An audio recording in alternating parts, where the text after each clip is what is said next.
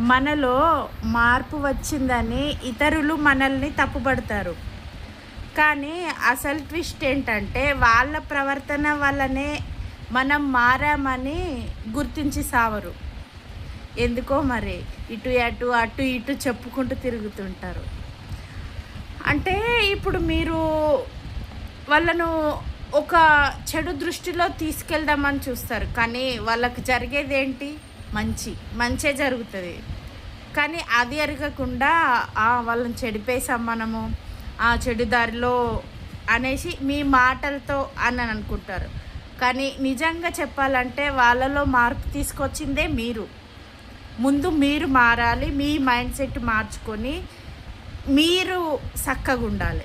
అప్పుడు ఎదుటోళ్ళని అనడానికి నీకు చాయిస్ ఉంటుంది. అంతేగాని నోరుందని లొడ లొడ లొడ వాగుతూ ఉంటారు.